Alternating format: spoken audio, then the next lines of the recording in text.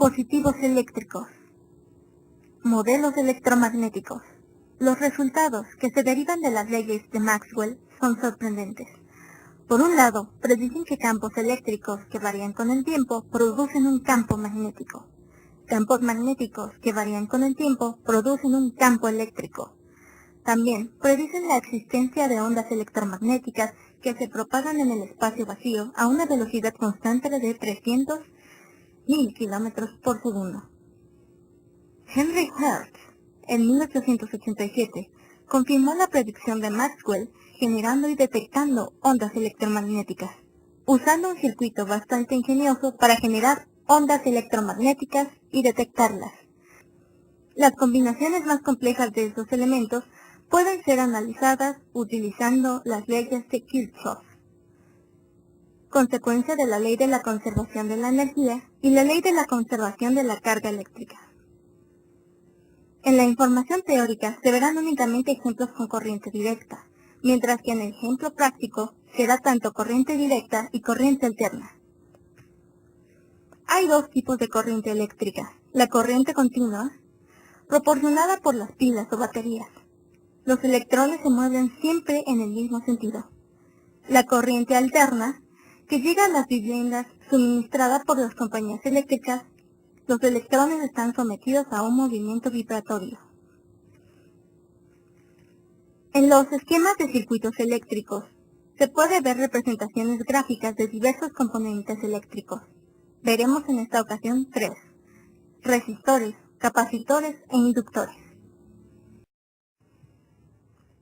Resistores. Los resistores aparecen en todo tipo de circuitos, desde secadores de cabello y calentadores de espacios, hasta circuitos que limitan o dividen la corriente, o reducen o dividen un voltaje.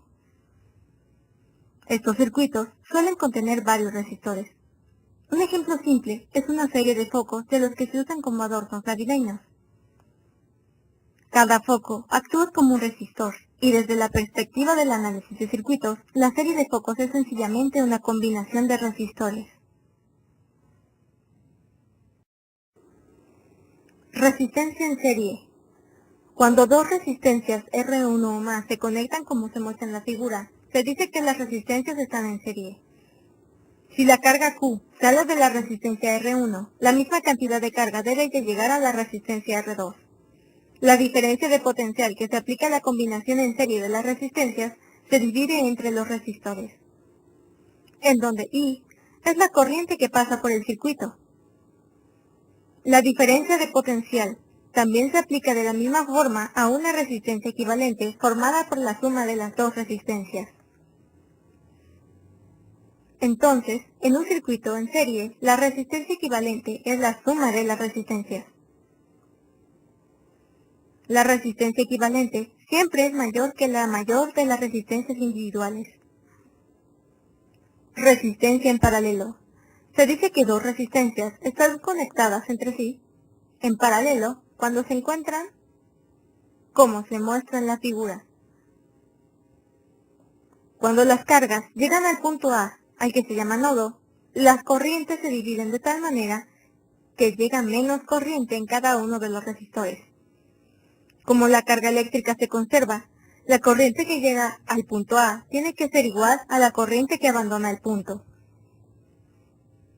Cuando las resistencias se conectan en paralelo, las diferencias de potencial en cada resistencia es la misma. La resistencia equivalente sería, y para más de dos resistencias, se tienen que añadir a la fórmula. La resistencia equivalente de dos o más resistencias conectadas en paralelo es igual a la suma del inverso de cada una de las resistencias. La resistencia equivalente siempre es menor que la menor resistencia en el grupo.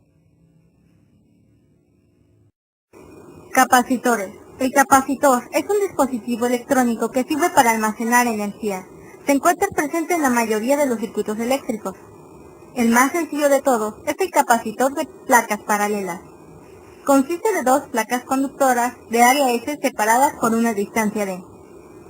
La carga positiva Q se encuentra en una de las placas, mientras que la carga negativa menos Q se encuentra en otra de las placas.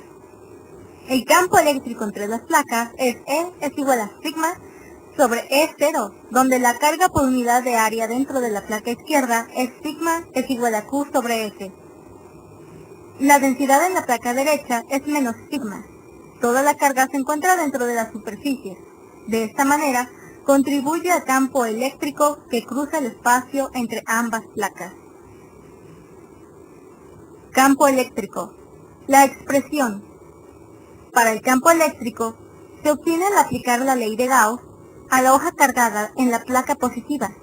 El factor Melo presente en la ecuación para una hoja cargada aislada está ausente aquí, debido a que todo el flujo eléctrico sale de la superficie gaussiana en el lado derecho y el lado izquierdo de la superficie gaussiana está dentro del conductor, donde el campo eléctrico es cero, al menos en una situación estática.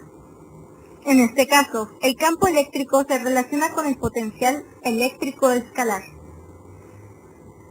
con la siguiente expresión.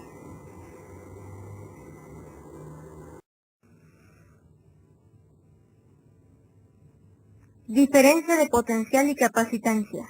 Se integra a través del espacio de las placas conductoras para encontrar la diferencia de potencial entre las placas y como E es constante, se obtiene la siguiente fórmula. Observa que la relación indica que el potencial eléctrico es proporcional a la carga y la constante de proporcionalidad en este caso es D sobre E0 por S. El inverso de esta constante se le llama capacitancia y se expresa por medio de la ecuación C es igual a E0 por S sobre B. Diferencia de potencial y capacitancia. Los circuitos pueden ser analizados con la relación conocida como la ley de Ohm y la relación de la resistencia equivalente en serie o en paralelo. Sin embargo, circuitos más complicados no pueden ser fácilmente reducidos a una simple espiga. Para estos casos es necesario utilizar dos principios conocidos como las reglas de Kirchhoff. Primero, la regla de las corrientes. Las corrientes se conservan. La suma de las corrientes que entran en un nodo deben ser las mismas que abandonan dicho nodo, es decir, las cargas no se almacenan en ningún punto del circuito, la carga se conserva. La sumatoria de las cargas que entran es igual a la sumatoria de las cargas que salen. 2. Regla de la malla. La suma de las diferencias de potencial a lo largo de todos los elementos de una malla en circuito debe ser cero. Circuito RC. Un circuito con una resistencia y un capacitor se le conoce como un circuito RC. En el circuito de la corriente directa, la corriente siempre va en la misma dirección. No existe corriente si el interruptor está abierto. Si el switch se cierra, inicia una corriente en el circuito y el capacitor comienza a cargarse. Mientras el capacitor se carga, existe una corriente en el circuito debido a que el campo eléctrico se establece entre los alambres por la batería, hasta que el capacitor se cargue completamente. En ese momento deja de circular la carga y la corriente es cero. Reglas de las mallas de Kirchhoff. De manera cuantitativa, se analiza el circuito de acuerdo con la regla de las mallas de Kirchhoff y se obtiene la siguiente fórmula, donde Q sobre C es la diferencia de potencial a través del capacitor y R es la diferencia de potencial a través de la resistencia. Los signos son positivos si existe un aumento en la diferencia de potencial y negativo cuando hay una caída de potencial. La corriente inicial en el circuito es cuando el switch se cierra y la carga del capacitor es cero. Cuando el capacitor está en su máxima carga, las cargas dejan de fluir. La corriente en el circuito es cero y la diferencia de potencial de la batería está en el capacitor. Entonces, se tiene que para I es igual cero. La dependencia de la carga y la corriente se obtiene al resolver la ecuación. En este caso,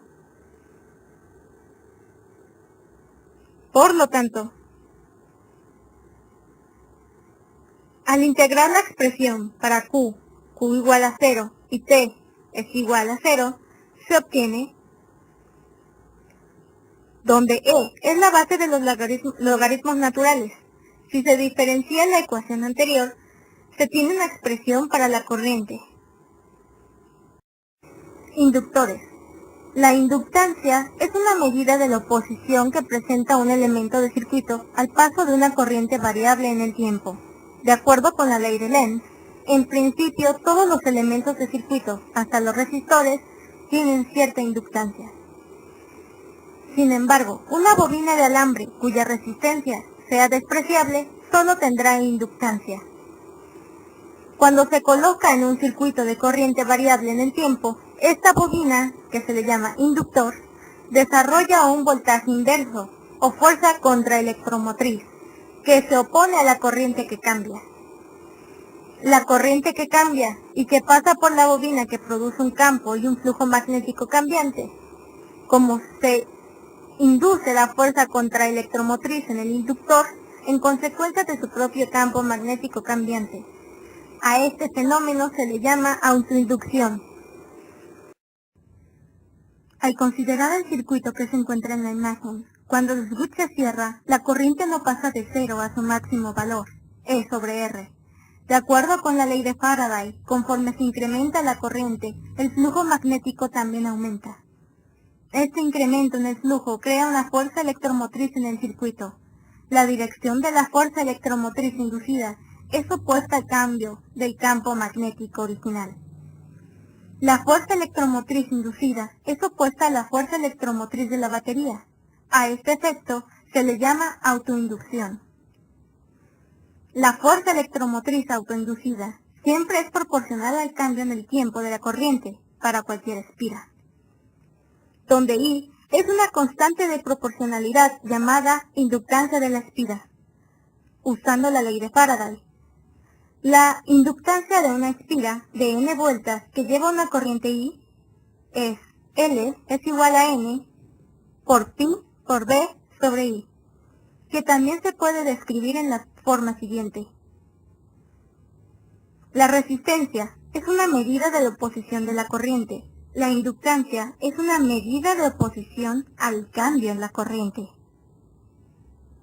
En el Sistema Internacional de Medidas, la unidad de la inductancia es el Henry.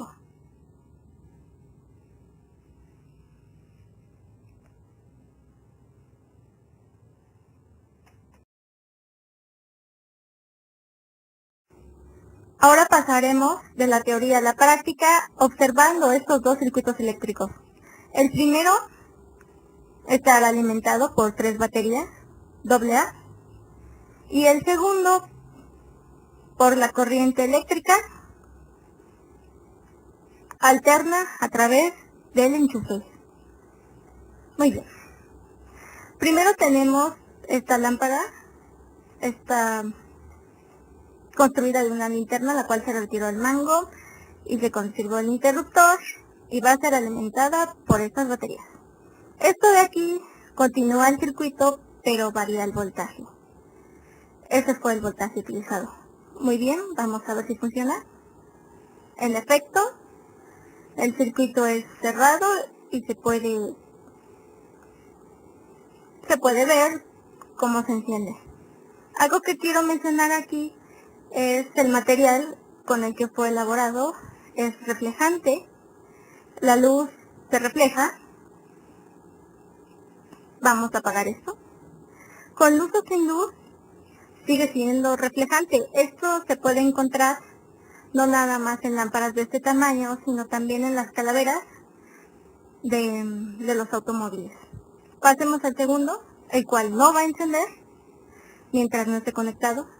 Vean. Ahora procederemos a conectarlo a la fuente de energía.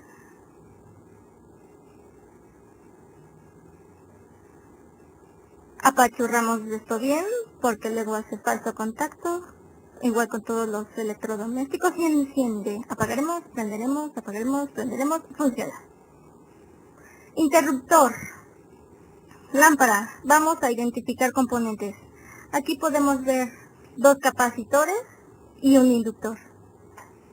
También aquí un capacitor Y para que vean que no estoy inventando, la bibliografía dice lo mismo, capacitores, y son esos cilindros negros. Muy bien, muchas gracias por su atención. Hasta aquí el ejemplo.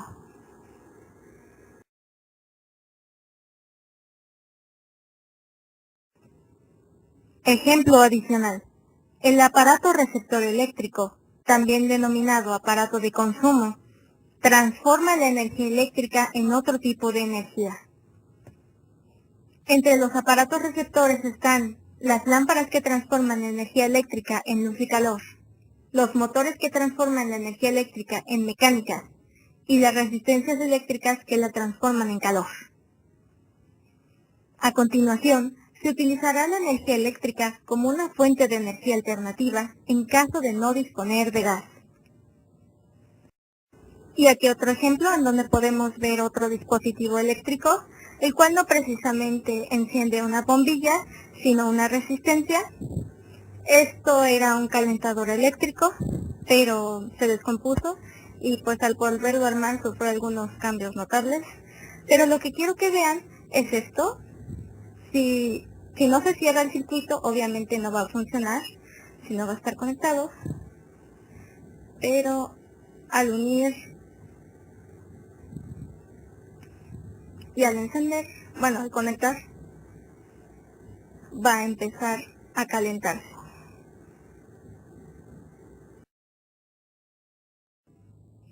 Conforme va pasando el tiempo, se va calentando la resistencia y va tomando un color rojo incandescente. En este momento todo se ve oscuro y esto se ve muy brillante, pues porque apagué la luz, para que fuera más notorio en el video. Porque si lo tapas ya no se ve la resistencia brillar, pero quería mostrarles eso. Y la utilidad de este dispositivo es precisamente calentar alimentos o bebidas. En este caso estoy calentando un poco de agua, ya saben, para los desvelos y el café, o un poco de té. Eso sería todo por su atención, muchas gracias.